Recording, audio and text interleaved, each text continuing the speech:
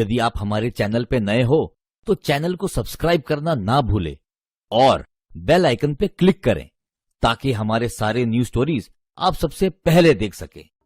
कलाकार अपनी कला से अनकही बातें कहना एक कलाकार की कला होती है। इसी कला के सहारे वो अपने अंदर के भाव जैसे खुशी, दुख, क्रोध आदि दिखाते हैं। कुछ कलाकार अपनी कला से हमें कुछ संदेश देना चाहते हैं। अगर हमें समझ आया तो ठीक, वरना Ramesh Gaitonde, senior inspector, Maharashtra police. Police कर्मियों की तबादला कोई नई चीज नहीं होती। पुलिस की ड्यूटी में कई बार उन्हें तबादला मिलता है। गाड़ी आकर एक बंगले के पास रुकती है। साहब, यही बंगला नंबर 36 है। मीरा उठो, घर आ गया। मीरा की नींद खुलती है। मीरा खिड़की में से बंगले की तरफ देखती है। उसकी गोद में उसका बेटा राहुल सो रहा था। उसे सोने दो, आँख खुलेगी तो वह बंगले के अंदर होगा। मीरा राहुल को गोद में उठा लेती है और रमेश के साथ बंगले के अंदर चली जाती है। बंगले का दरवाजा खुलता है। बंगला बड़ा ही आलीशान होता है। पुराना होते हुए भी उसकी खूबसूरती देखने लायक थी। ये बंगला तो बहुत खूबसूरत है। हाँ, मीरा एक कमरे में राहुल को सुला देती है और बंगले का मुआयना करती है। उसे एक कमरे में एक अलमारी दिखाई देती है। अलमारी के शीशे में वो अपने आप को देखती है। तभी उसके सर पर खून की धार लगती है। खून देखकर मीरा डर के मारे चिल्लाने लगती है। यह सुनकर रमेश दौड़ा दौड़ा मीरा के पास आता है। क्या हुआ? तुम चिल्ला क्यों रही हो? ये देखो, खून। रमेश ऊपर देखता है तो उसे दिखता है कि लाल रंग की शीशी से रंग मीरा के सिर पे गिर रहा है। तुम भी ना, ये तो सिर्फ लाल रंग है, तुम तो खामोखा डर रही हो। तभी रमेश को अलमीरा के ऊपर की रंग और ड्राइंग पेपर दिखाई देता है।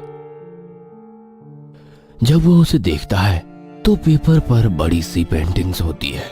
ये पेंटिंग्स तो काफी सुंदर है। मगर ये पेंटिंग्स है किसकी? क्या पता, पर राहुल इसे देखकर बहुत खुश हो जाएगा। हाँ, उसे ड्राइंग्स काफी पसंद है। शाम को जब सभी खाना खा रहे होते हैं तब मैं पालक की सब्जी नहीं खाऊंगा। ऐसा नहीं करते बेटा, खा लो। नहीं माँ, मुझे पालक पसंद नहीं है। अगर तुम ये सब्जी खाओगे तो मैं तुम्हें एक सरप्राइज दूंगा। कैसा सरप्राइज? वो तो तुम्हें खाना खत्म करने पर ही पता चलेगा। इसके बाद राहुल अपना खाना खत्म कर लेता है। अब मैंने अपना खाना भी खत्म कर लिया है, अब तो मुझे मेरा सरप्राइज दे दो।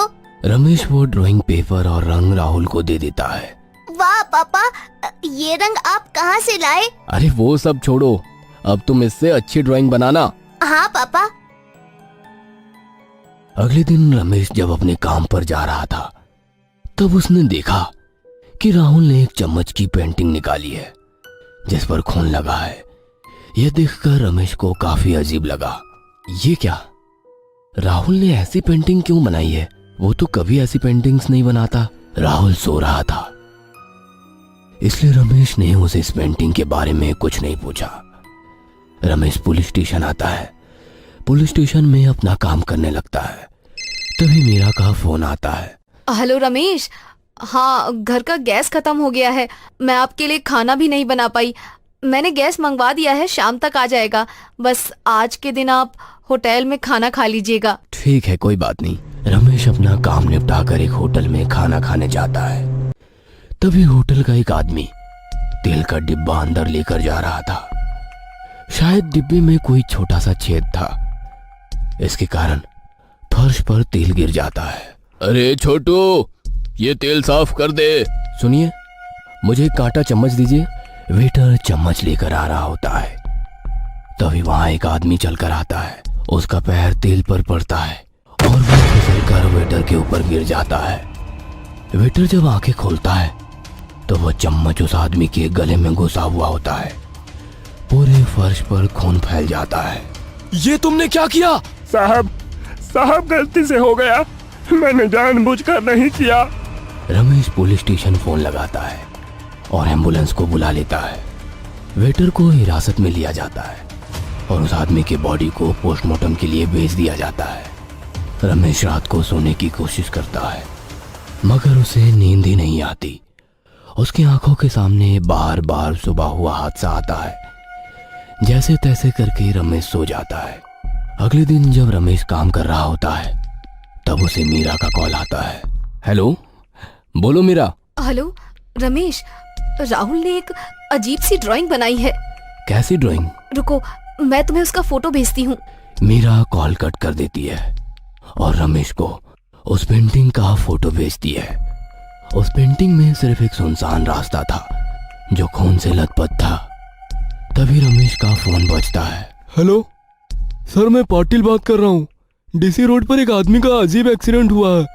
आदमी की मौत हो गई है। तुम कंट्रोल रूम को फोन करके बता दो, मैं वहां पहुंचता हूं। रमेश वारदात पर पहुंचता है तो देखता है कि उस आदमी के मुंह में एक लोहे का रॉड पूरी तरह से आर पार हो गया है।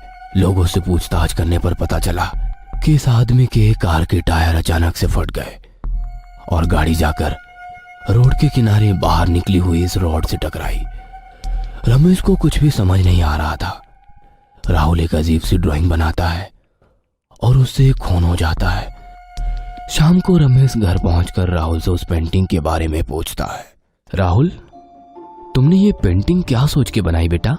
पता नहीं पापा। पता नहीं? तुम खुद पेंटिंग बना रहे हो और तुम्हें पता नहीं? आप उस बच्चे पर क्यों गुस्सा हो रहे हो? ये एक इत्तेफाक भी तो हो सकता है। ये कोई इत्तेफाक नहीं है मेरा। इसके बाद रमेश अपना फोन निकालता है। हेलो पाटिल। Yes sir. आज हुए एक्सीडेंट और होटल में मरे हुए आदमी के बीच में कुछ कॉमन है क्या? चेक करो। जैसे ही तुम्हें कुछ खबर मिलती है मुझे फोन करना। जी सर। अगले दिन पुलिस स्टेशन में। सर, ये बिल्ला है। ये उन दोनों का भी दोस्त है। ये तीनों पहले चोरी किया करते थे, मगर कुछ सालों से इन्होंने चोरी करना बंद कर दिया है। देखो बिल्ला, तुम्हारे दोस्त तो चले गए, अब बचे हो तुम भी मरने वाले हो, मगर कैसे किसी को नहीं पता। ये आप क्या कह रहे हैं सर? मुझे बचा लीजिए सर। मैं तुम्हें तभी बचा सकता हूँ जब तुम मुझे बताओगे कि तुम तीनों ने मिलकर ऐसा कोई गुनाह या काम किया था जिससे किसी का बहुत नुकसान हो। हम तो बस छोटी मोटी चोरियां करते थे साहब। देखो सच सच बताओ, वरना। रमेश अपनी गन निकालता है और लोड करके बिल्ला के सर पर रखता है। बताता हूँ सर, बताता हूँ सर। हम तीनों ने आखिरी गुनाह एक खून किया था। क्या खून? किसका? बंगलो नंबर 36 में एक लड़की रहती थी जो कि पेंटिंग्स बनाती थी। हम तीनों वहां चोरी के इरादे से गए थे, लेकिन हमें उसने देख लिया। वो पुलिस को फोन करने वाली थी, इसलिए हमने उसके सिर पे रॉड से हमला करके उसे मार दिया। Bungalow number 36। तभी रमेश का फोन बजता है। मीरा ने रमेश को एक फोटो भेजा हुआ था। वो फोटो को डाउनलोड करने लगता है। उसी के साथ वो अपनी गन अपने गन पॉकेट में रखता है। उसका ध्यान फोटो पर होता है, इसलिए गन पॉकेट में ठीक से नहीं बैठता। फोटो डाउनलोड होता है। फोटो में एक आदमी के सिर के बीच में खून लगा हुआ होता है। तभी रमेश की गन नीचे गिरती है और गोली चलकर बिल्ला के सिर के बीच में लगती है।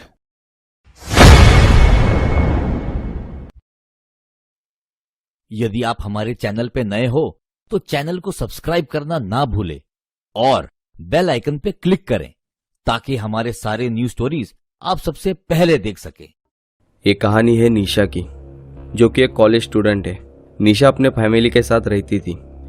निशा के पास एक पालतू कुत्ता था जो निशा को बहुत पसंद था। निशा और उसके दोस्त अक्सर घूमने के लिए जाते थे। एक दिन ऐसे ही निशा और उसके दोस्त घूमने के लिए गए। निशा ने अपने साथ अपने पालतू कुत्ते को भी लिया।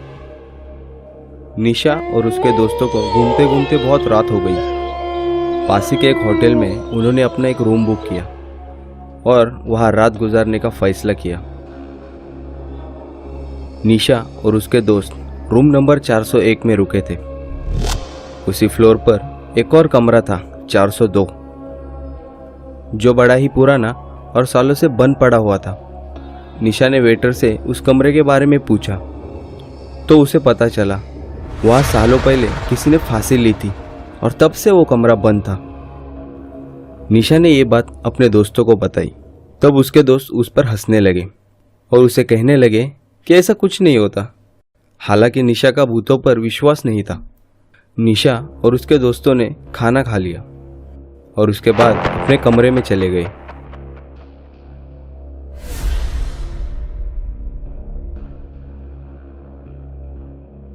कमरे में सब देर रात तक बातें कर रहे थे। तभी एक दोस्त निशा से बोला, क्या तुम उस कमरे में अकेली सो सकती हो? निशा ने अपना डर छुपाते हुए कहा, उसमें कौन सी बड़ी बात है, मैं भूत प्रेत पर विश्वास नहीं करती। वो तो वेटर ने मुझे कहानी बताई, वही मैंने तुम्हें बता दी। उस पर उसका दोस्त बोला, ठीक है फिर आज की रात तुम उस कमरे में सो जाओ। ये सुनकर निशा के पसीने छूट गए। निशा ने कहा, क्यों? हमने पैसे तो इस कमरे के दिए, फिर उस कमरे में क्यों सो? इस पर उसका दोस्त बोला, हाँ अब तो तुम ऐसे ही बोलोगी, तुम्हें डर जो लग रहा है। उसके दोस्त ने कहा, ठीक है तुम अपने कुत्ते को लेकर आज की रात अकेले उस कमरे में सो जाओ।